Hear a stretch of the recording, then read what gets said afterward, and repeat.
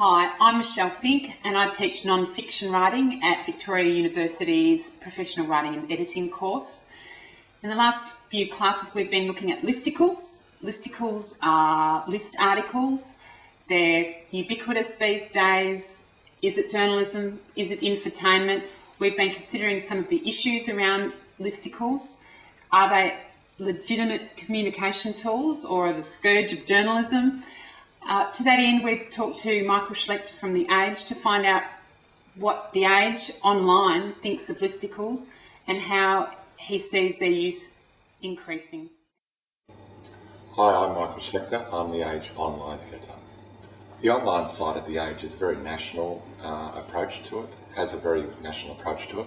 So my job is mostly to look after the top of the homepage, which is where most of our traffic comes through, and also the national in Victoria. But most parts of the website lower down, life and style, comment, entertainment, we have separate national sections. And what they do is that they provide us with options for stories each day, during the day, because clearly we turn over a lot of stories during the day.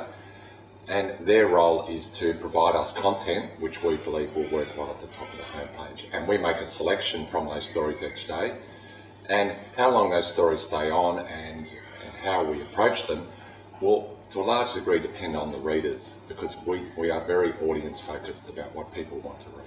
We get very quick response to the stories that we put up on the website. We can see within about 5 minutes of when a story goes up about what type of response we're going to get.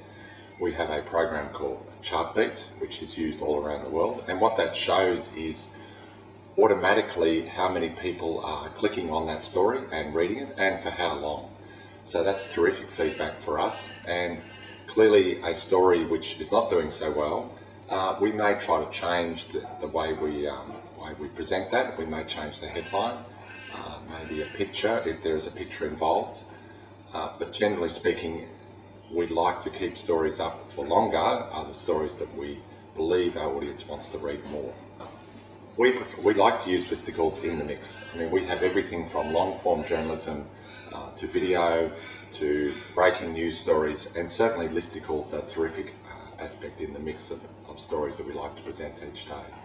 There's certainly been a bit of feedback about listicles in the sense that are we going down the BuzzFeed approach, BuzzFeed being an American website which uses a lot of listicles, and they have been highly successful with that type of approach. But there's certainly been a certain negative attitude towards those things because some of the listicles are seen as, I guess there's a lot of cats involved and a lot of pets and a lot of animals, and maybe people perceive them as being more entertainment type things, when in fact when we have used them on occasions for very serious stories, and which can get a reader into a story which may not necessarily work with just a normal 500 word story. It's just another approach to getting people into what we consider serious journalism. An example of the listicle that we've used, a very good example, is one where the Melbourne City Council put out a report about the future of Melbourne and where they saw Melbourne in 2030. Now, we wrote a standard straight up and down story of about 400, 500 words, and that did okay, but what we followed it up with was 10 things that we thought that would change in Melbourne by 2030. And I have to say that did really well. It really got people in. It was exactly the same information we'd written in a story. It was simply presented in a different way with a few more pictures, slightly more accessible approach, and the writing was slightly more accessible.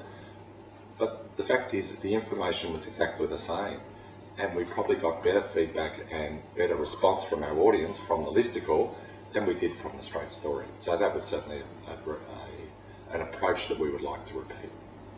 Does the way online work going to change the way we present our journalism? I would say in a very strong yes and a very strong no. There are certain core principles to journalism which we still follow. Most of the stories that we run every day are straight up and down journalistic stories that we would normally run in the paper, and that's fine, and they work very well. But online gives us the terrific opportunity to use other means of telling a story, whether it be through a listicle, whether it be through video, whether it be through a whole bunch of other different ways. Graphics we can use in a slightly different way. We can use interactives to tell that story. And that for me is really exciting about how you tell a similar story that we were telling the paper in 500 words, just in a different kind of way, different approach. I'll give you an example. Recently the Commonwealth Bank put out its annual report, and I think they've made a multi-billion-dollar profit. We ran the straight story, about 500 words, inverted pyramid.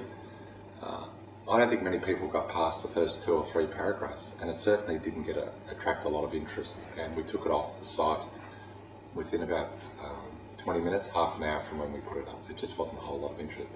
And yet what we did later on is during the day we built up some graphics. We built up about 5 or 6 graphics, and we told the profit story through graphics. And that worked terrifically. And we got the business day editor to write in a very accessible way for the average reader, not the business audience. And he wrote to those graphics, and it worked. It was really terrific. It was just a much more accessible way to tell a story that worked really well. Do we need to hold online audiences longer than, say, in the paper? There's no question that the introduction of analytics, where we can see how many people are reading and for how long, certainly puts a lot of pressure on us to try and get people to stay on stories longer. Whether that be through comments, we love to run comments because people like to read those, whether it be a poll, whether it be the approach from a listicle, because what we realised is in print is that, and we've always known this in print, is that they only read, in most part, the first 2 or 3, 4 paragraphs. But that's okay. They've bought the product. It's all there. They've paid their money. That's enough. They've seen the stories. There's no pressure on them to actually make sure that people read to the end of the story. Well, certainly in a digital world, we have that pressure because we have analytics which are saying you need to engage your audience, and not just the first 2 or 3 paragraphs. We want people to read through the story. So the inverted pyramid, which does emphasise the top of the story, get all the information at the top, no longer works in digital, in the sense that, yes, things like listicles are a terrific way to get people to read down through the story. And often with listicles, we like to include images or videos, and we find that it drives people down into the story right to the bottom. And for us, that's a terrific thing, because we're engaging our audience even further than what the paper has. What makes a good listicle? Well, I would first of all say is the writing. The key is the writing. It's got to be accessible to a broad audience. And as that example with business, whatever topic it is, we just need to make sure that they're not too specialised, that they are for a broad audience. Because there's no question in the digital world, we are looking for a big audience. We want a lot of people to read our stories. So we need to make sure that the writing is accessible. Besides that, also, as I mentioned, the images are a really important thing, because what we find is that it drives people down through the page as they see enticing images or videos.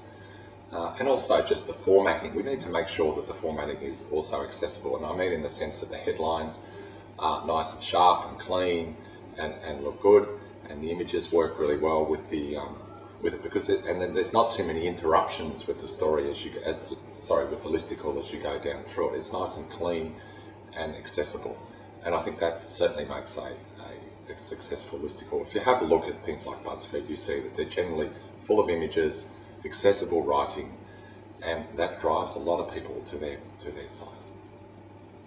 There is certain areas which we find work better for listicles than others, particularly sport, and we found that recently with the World Cup, which worked terrifically. Michael Lynch, who was one of our reporters in Brazil and following it, he hadn't done a lot of listicles before, but he found he got a lot of terrific response. Top 10 goals, top 10 moments, top 7,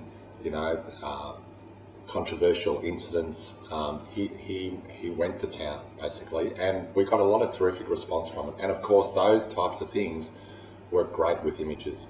We even use things like GIFs, which give a 7-second video which they can rotate, and to work that with a terrific accessible listicle in sport is just, I think that's kind of the sweet spot. Works really well. Are listicles a reflection of our shortening attention span? I don't believe that's true. I think the fact is in print, people have always had reasonably short attention spans in certain respects. We know that they only read the tops of certain stories. Certainly with an engaging long-form journalism or a great feature or a great personal story, they read more, and we see that online, and we can measure that, and that's certainly there. But I think Listicle actually is a way to engage people further into a story and probably read more than they would normally. I mean, again, I would say is that BuzzFeed has given it a sort of a bad tone to it, where it's seen as dumbing down the way we approach engaging people. But we find if we do a serious topic or sport or entertainment or even, yes, like the City of Melbourne example I gave previously, it can engage people a lot, and it actually drives people to that story, into that story further, and they would read it more than they ever would before.